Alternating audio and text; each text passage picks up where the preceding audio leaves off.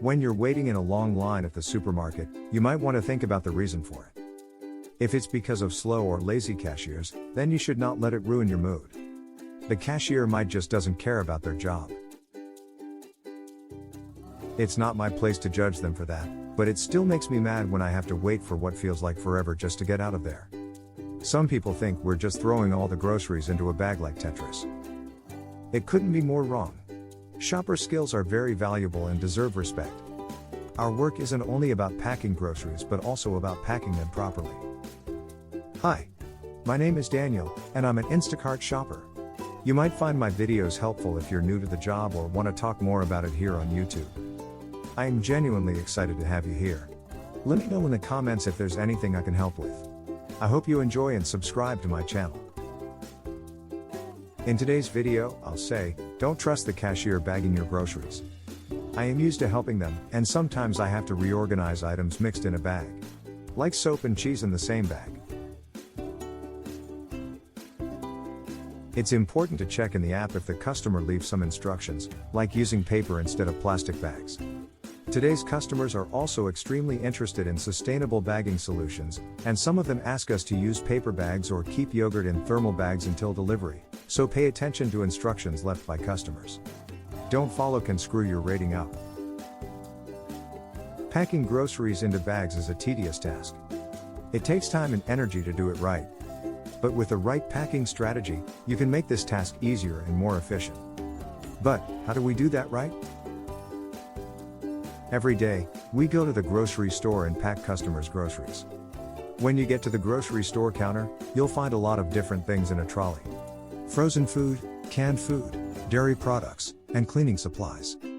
First, organize your grocery items by type of food: canned food, eggs, produce, water packs, dairy, etc. That'll help you pack the items in the bag in a way that they're easy to grab and put away when you get to the customer's home. Heavy items like water packs should go in the trolley bottom or under. Pay attention. I am used to starting with heavy items first on the belt, so those items after in a bag will be put on the bottom of the trolley, and so, light items can be put above those bags. The major tip here is to sort items by category when you place them on the belt. When you mix everything on the belt, the cashier will mix everything in a bag. Pack heavy items like cans or bottles at the bottom of the bag so they don't break anything else when you carry them to the customer's home. Don't forget to double bag those kinds of items. It's important to take care of fragile items.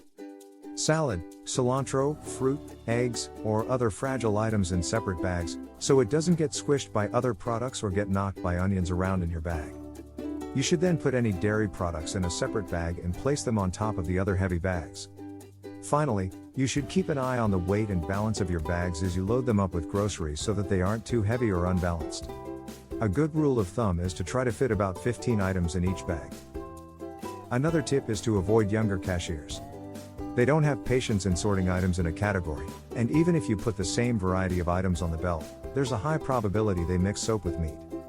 So take care of the customer's groceries because the eye of the master fattens the cattle. Packing groceries into a bag can be a very time-consuming and difficult task. It's important to make sure that the items are packed in the right order so that they don't get crushed. Keep that in mind. Bagging is usually the last chance we have with the customer to make a good impression. After emptying my cart, I move it to the end and begin to organize the bags inside. I start with heavy bags first, like canned food or any items that can't be screwed up. The fruits, vegetables, and eggs I leave on the top of heavy bags. I then do the same with the boxed cereal, snacks, and chocolate bars, and I repeat the process with others categories. If you're doing a double batch, with at least 25 items for each, I highly recommend getting a separated trolley before going to checkout and double-checking customers' items first. Be careful to not mix bags from different customers' orders. It's a good reason to use 2 trolleys instead of 1. Another good tip is to use thermal bags for frozen products. It causes a good impression when you're delivering. I'll talk about it in another video. Customer service excellence. Checking off the proper bagging techniques can make a positive difference for you and your customer. Keep good bagging practices high on your list. Thank you for watching. My aim is to create the best content possible, so I appreciate feedback, and I'll use it as a way to improve future videos. Please consider hitting that like button and subscribe to my channel if you enjoy this one.